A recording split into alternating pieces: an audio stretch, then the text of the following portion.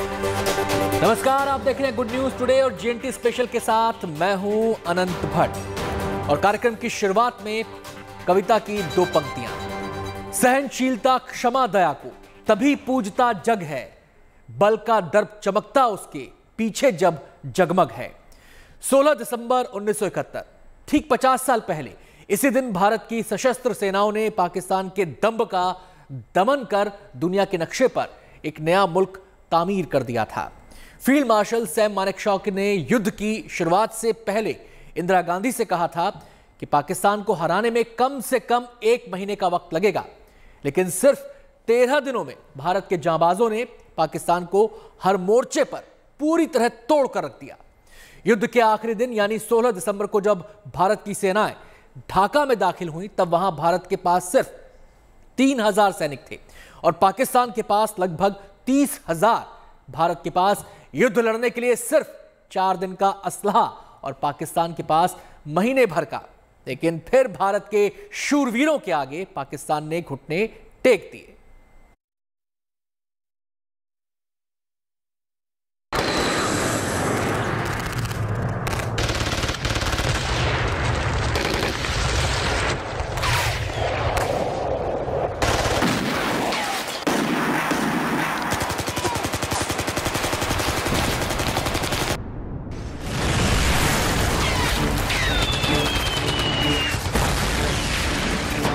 दिसंबर की कहानी बस एक मुल्क, उसकी जमीन, उसके दुस्साहस, उसके अहंकार और उसकी पहचान के टुकड़े हो जाने भर की कहानी नहीं,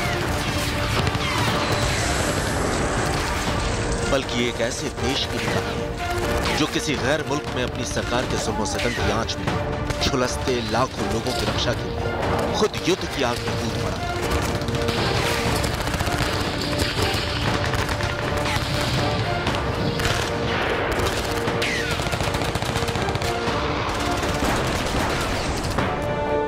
यह कहानी है एक ऐसे देश की जिसने लाख उकसाने के बाद भी कभी आगे बढ़कर हमला नहीं किया, लेकिन जब छेड़ा गया तो अपने पराक्रम से शत्रु को ऐसा सबक सिखाया जिसकी टीस उसे आज आधी सदी बाद भी सालती है।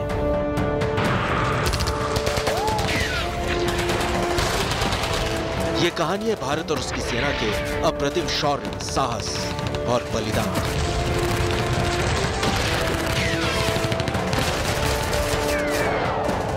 16 दिसंबर की इस कहानी की नींव 1947 के बाद से ही पड़ी।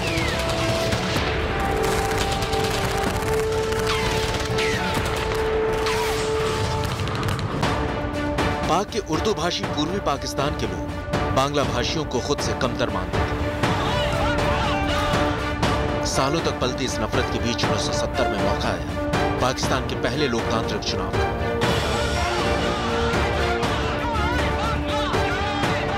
उस चुनाव में मुजीबुर रहमान की आवामी लीग ने ईस्ट पाकिस्तान की 169 में से 167 सीटें हासिल कर ली,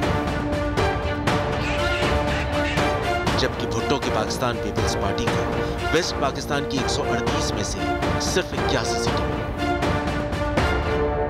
इससे पहले बांग्ला भाषियों का ईस्ट पाकिस्तान देश की सत्ता का केंद्र बन पाता, पाकिस्तान में सियासी दांवपेच शुरू हो गए। पूर्वी पाकिस्तान में विद्रोह की आग भड़क गई, जिसका दमन करने के लिए पूचर ऑफ बलूचिस्तान कहलाने वाले जनरल टिक्का खान को ढाका रवाना कर दिया गया। टिक्का खान की अगुवाई में पाकिस्तानी सेना ने अपने ही मुल्क में कत्लो गारत का वो सिलसिला शुरू किया जिसकी भेंट लाखों जिंदगियां चढ़ गईं। पूर्वी पाकिस्तान से लाखों की तादाद में रिफ्यूजी भारत के पूर्वी राज्यों की सरहदों में दाखिल होने लगे। भारत के लिए एक साथ इतने शरणार्थियों को पनाह देना मुश्किल हो रहा था। प्रधानमंत्री इंदिरा गांधी ने समझ लिया कि रिफ्यूजियों की इस समस्या का तुरंत समाधान ढूंढना होगा। What about you? Is there a situation in which you might attack Pakistan? Well, I hope not. India has always tried to be on the side of peace and negotiations and so on. But of course we can't endanger our security in any way. Do you frankly expect to see war with Pakistan soon? It does look to many people as if it's inevitable. I don't think one can really give an answer to a question of this kind. Because as I said, we are trying everything possible to prevent it. Indira Gandhi ने तत्कालीन सेनाध्यक्ष Sam Manekshaw को बुलाया और इस समस्या का रास्ता निकालने की ताकीद की। What are you doing about it? And I said, nothing. Got nothing to do with me. And she said, I want you to go in and take action. And I said, do you know what that means, Prime Minister? And she said, no. I said, it means war. And she said, I don't mind if there's war. लेकिन बढ़ते अंतर्राष्ट्रीय दबाव के बीच पाकिस्तान को east की कमान lieutenant general Amir Abdullah Khan Niazi को थमानी पड़ी। लेकिन हालात सुधरे नहीं। अब पाकिस्तान को एहसास हो चला था कि भारत के धैर्य का घड़ा भर चुका है। हिंदुस्तान की सेनाएं कभी भी पूर्व पाकिस्तान की ओर कूच कर सकती हैं। हड़बड़ी और बौखलाहट में पाकिस्तान ने एक ऐसी भूल कर दी जिसका खामियाजा उसकी एक पूरी पीढ़ी भुगतने वाली थी।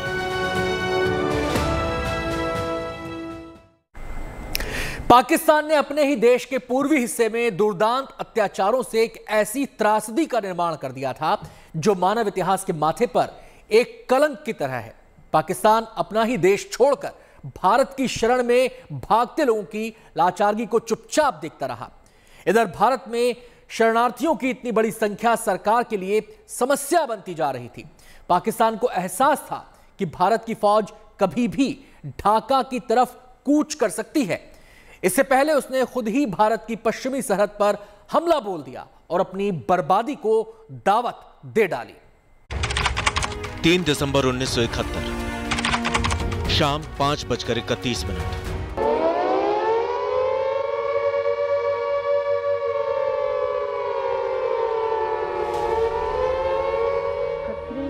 इंदिरा गांधी का रेडियो संदेश। कुछ ही घंटे पहले करीब 5:30 बजे शाम के 3 दिसंबर को पाकिस्तान ने हमारे ऊपर एक हमला किया।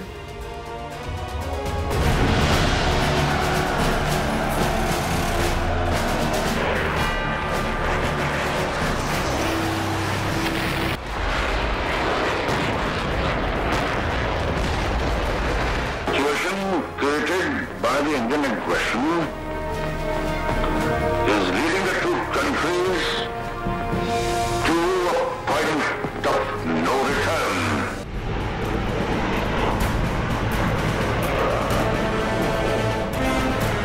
ये तीसरा मौका था जब पाकिस्तान के दुस्साहस ने अपना सर उठाया था। 3 दिसंबर 1971 को पाकिस्तानी वायुसेना ने पूरी प्लानिंग के साथ इंडियन एयरफोर्स के श्रीनगर, अमृतसर और पठानकोट बेसों पर हमला बोल दिया और युद्ध की शुरुआत हो गई।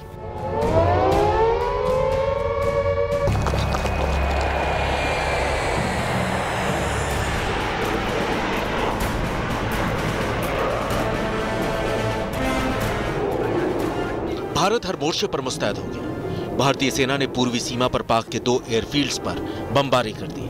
पाक की बदनीयती को भांपकर सेना ने देश की पश्चिमी सीमाओं पर हवाई गश्त तो शुरू कर दी, लेकिन अपनी पूरी ताकत नहीं लगाई। पाकिस्तान बस इसी ताक में बैठा था और फिर जंग छिड़ी लोंगेवाला में।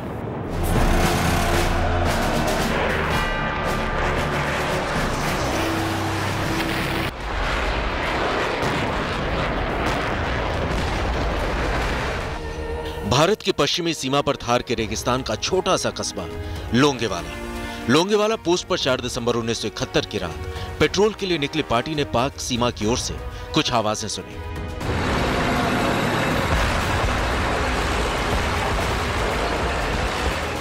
अफरा तफरी के बीच चंद मिनटों में ही यह साफ हो गया कि लोंगेवाला की ओर बढ़ते हुए पाकिस्तान के टैंकों की आवाजें थी।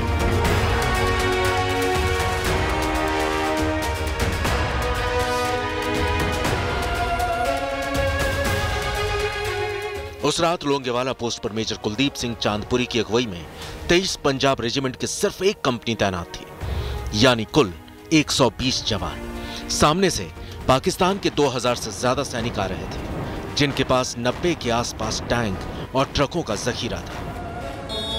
भारत के जवान यदि पीछे हटते तो पाकिस्तानी कंपनी अपने पूरे लाव लश्कर के साथ भारत के पश्चिमी शहरों में दाखिल हो सकती थी। लेकिन वहीं ऐसे मौके पर वहां डटे रहना आत्महत्या करने के समान था। उस वक्त तकनीक इतनी उन्नत नहीं थी कि वायुसेना के विमान रात में उड़ पाते। इसका सीधा मतलब था कि सुबह से पहले किसी भी तरह की मदद नहीं पहुंच सकती थी। अचानक हुए हमले में बारूदी सुरंग तक बिछाने का वक्त नहीं मिला था।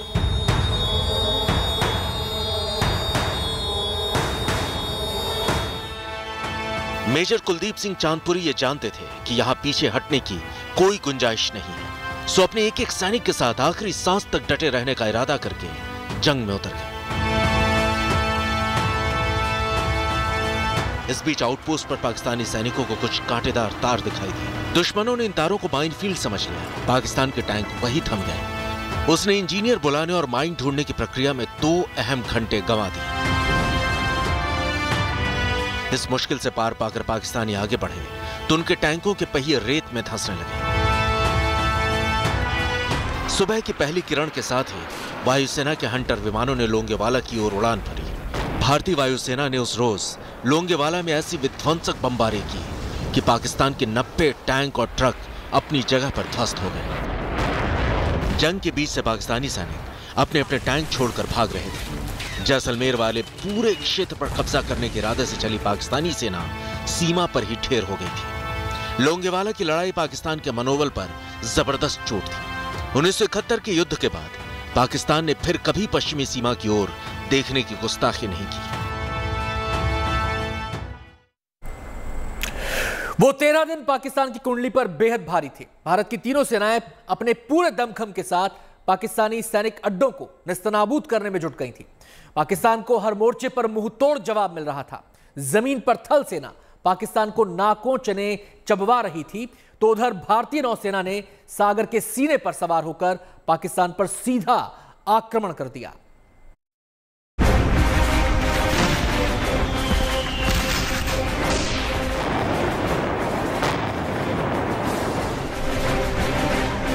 बिना उकसाए पाकिस्तान युद्ध की आग को हमारी सीमाओं के भीतर ले आया था। अब युद्ध को पाकिस्तान की चौखट तक ले जाने की हमारी बारी थी।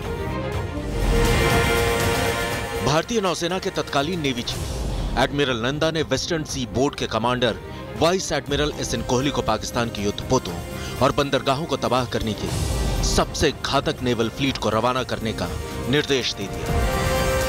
पाकिस्तान को सबक सिखाने की जिम्मेदारी नौसेना की 25 मिसाइल वेसल स्क्वाड्रन को सौंपी गई। आदेश मिलने के साथ ही भारत के तटों पर हाल ही में लाई गई नई नवेली ओसा क्लास मिसाइल बोट्स के बेड़े के साथ 25वीं स्क्वाड्रन अपने मिशन पर निकल गई।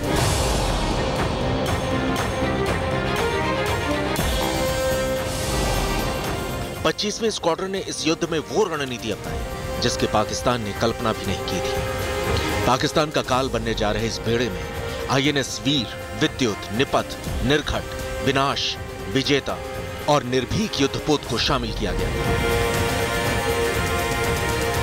सोची समझी रणनीति के तहत नौसेना के बड़े युद्धपोतों के जरिए छोटी मिसाइल बोट्स को खींचकर कराची बंदरगाह के दक्षिणी छोर के बिल्कुल नजदीक पहुंचा दिया गया, जहां से वो तेज गति के साथ कराची बंदरगाह पर सीधा हमला बोलकर वापस आ सकते थे।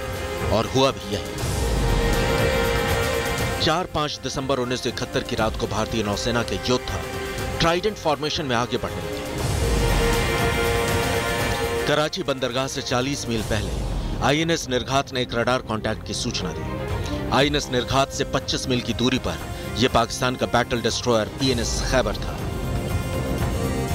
तुम 5 जने मिलके एरोहेड फॉर्मेशन में आगे गए, फिर ट्राइडेंट बना करके एक आगे, एक साइड में 2 पीछे, तो ट्राइडेंट बन गया ना, त्रिशूल बन गया। उसी फॉर्मेशन में हम लोग पाकिस्तान की तरफ बढ़े। और जैसे हम शाम को वहां पहुंचे 11-1 बजे, तो मेरे को एक कांटेक्ट मिलता है। तो कांटेक्ट में क्या होता है, उसमें मैंने बोला अपने स्क्वाड्रन कमांडर को, दैट एक कांटेक्ट मिला है पोर्ट साइड में, लेफ्ट साइड में, परमिशन टू अटैक। तो इमीडिएटली उसके बाद में फिर अपना मैंने मिसाइल फायर करी at about 20 nautical miles. It was a direct hit. और जैसे उसको मिसाइल लगती है वो स्टॉप हो जाता है। Target hit but still mobile, speed slow. Permission launch second missile, उसने बोला अप्रूव। तो सेकंड मिसाइल में दोबारा मारी उसके ऊपर, उसको जैसी मिसाइल लगी उसको जहाज टूट गया दो टुकड़ों में। ये तो बस शुरुआत थी। आईएनएस निर्घात अपना शिकार कर चुका था, लेकिन आईएनएस निपथ और वीर अब उसी तेजी से आगे बढ़ रहे थे। आईएनएस वीर ने पाकिस्तान के माइन स्वीपर पीएनएस मुहाफिज के परखच्चे उड़ा दिए। रात खत्म होने से पहले आईएनएस निपथ ने पहले कराची बंदरगाह को निशाना बनाकर पहली मिसाइल दागी और फिर बंदरगाह पर मौजूद फ्यूल टैंक से लेकर तमाम इंस्टॉलेशंस को एक एक करके तबाह कर दिया। सारा पाकिस्तान एकदम डर गया था, उधर ये क्या हो गया, क्योंकि नेवी का फार्मूला हमको जो नेवी ने सिखाया, hit first, hit hard, keep on hitting. पहले अटैक करोगे तो आप सोचते हो कि करो, हमने पहले हिट किया, हार्ड किया और हार्ड करके फिर हम वापस बम्बई में आ गए। इस विनाशकारी आक्रमण से पाकिस्तानी नौसेना को इतना बड़ा झटका लगा कि वो आने वाले कई सालों के लिए अपंग बनकर रह गए। कोडनेम ऑपरेशन ट्राइडेंट को आधुनिक नौसैनिक इतिहास में सबसे सफल ऑपरेशंस में से एक माना जाता है। खास बात यह रही कि इस ऑपरेशन के दौरान भारतीय बलों को कोई नुकसान नहीं हुआ था। इसके बाद भारतीय नौसेना ने 8-9 दिसंबर की रात को एक और साहसी हमला किया। इस हमले को नाम दिया गया ऑपरेशन पायथन। इस ऑपरेशन में आईएनएस विनाश ने 2 युद्धपोतों के साथ 4 स्ट्राइक मिसाइलों को लॉन्च कर दिया। हमले में पाकिस्तान नौसेना का टैंकर ढाका में डूब गया और कराची में केमरी तेल भंडार तबाह हो गया। इस हमले से तबाह हुए कराची पोर्ट से उठती लपटों को मीलों दूर से देखा जा सकता था। कराची बंदरगाह पाकिस्तान का सबसे बड़ा सामरिक और आर्थिक बंदरगाह था। इस ऑपरेशन के बाद पाकिस्तान आर्थिक तौर पर विपस्त पड़ने लगा। कमाल की बात यह रही कि इस हमले में फिर से भारतीय सेना को कोई नुकसान नहीं हुआ, बल्कि भारत की सशस्त्र सेनाएं तेजी से ढाका की ओर कूच कर रही थीं। भारत के बढ़ते कदमों को देखकर जनरल नियाजी ने पूर्व में किलेबंदी की रणनीति अपनाई। देखते ही देखते ढाका तक पहुंचने वाले सारे शहरों को किले में तब्दील कर दिया गया। कम्युनिकेशन सेंटर्स, सड़कों और पुलों पर कब्जा मजबूत किया गया। लेकिन तब तक जनरल नियाजी ने सीधे तौर पर ढाका को सुरक्षित करने का कोई इंतजाम नहीं किया था। दरअसल पाकिस्तान ने कल्पना ही नहीं की थी कि भारत सीधे ढाका पर हमला बोल सकता है। लेकिन ऐसा हुआ और यूं हुआ कि पाकिस्तान दंग रह गया।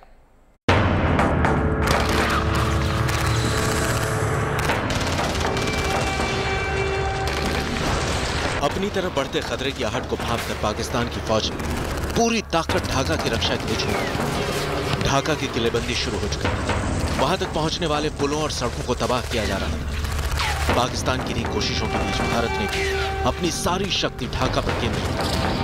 भारत ने आगे बढ़ने का ऐसा रास्ता निकाला पाकिस्तान जिसकी कल्पना भी नहीं कर सकता। 11 दिसंबर 1971 की शाम घड़ी के कांटे ने जैसे ही 4:30 बजने का इशारा किया, दुश्मन के आसमान में भारतीय वायुसेना के विमान मंडराने लगे। इन विमानों ने 2nd पैराशूट बटालियन के 700 पैराट्रूपर्स को टंगैल में एयर ड्रॉप किया। सर्दियों की शाम के धुंधलके में इन पैराट्रूपर्स ने आसमान से जंप किया और नीचे पहुंचकर दुश्मन का इंतजार किया। दूसरे विश्व युद्ध के बाद यह सबसे बड़ा पैराड्रॉप ऑपरेशन था। पाकिस्तानी सैनिकों को छगाने के लिए कुछ पुतले भी पैराशूट से उतारे गए ताकि दुश्मन पैराट्रूपर्स की असली संख्या को लेकर धोखे में रहे।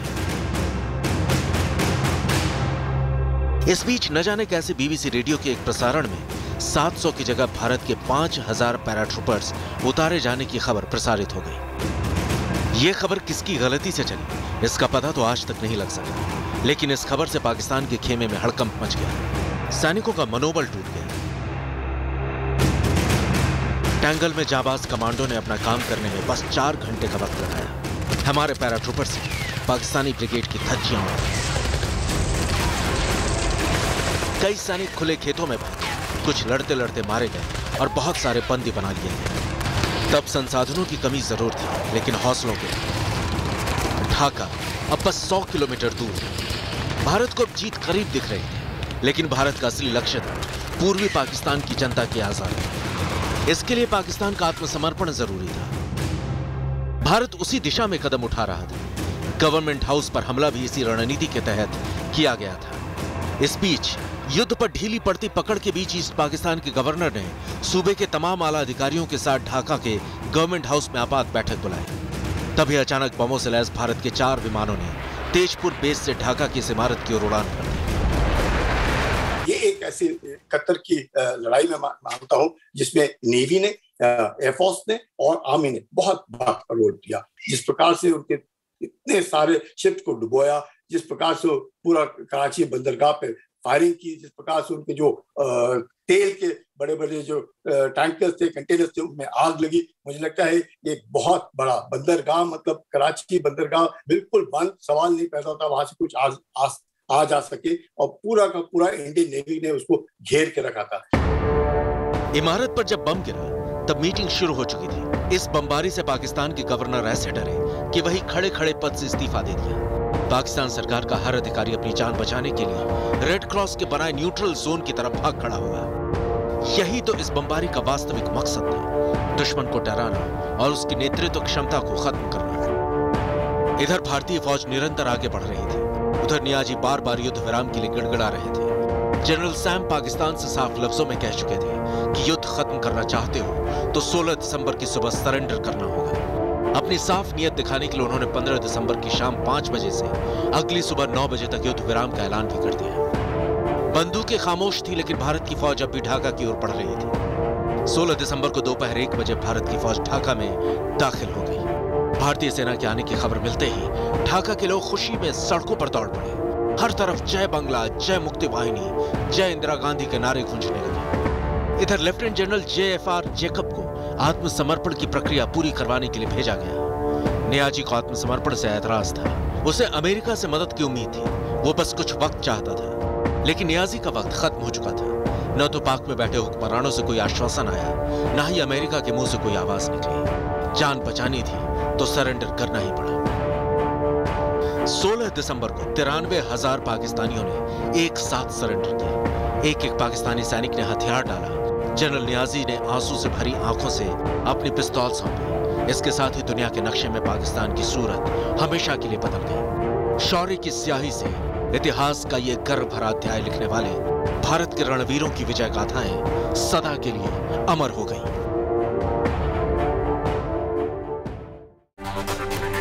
GNT स्पेशल में आज इतना ही। आप देखते रहिए गुड न्यूज टुडे। मुझे दीजिए इजाजत। नमस्कार।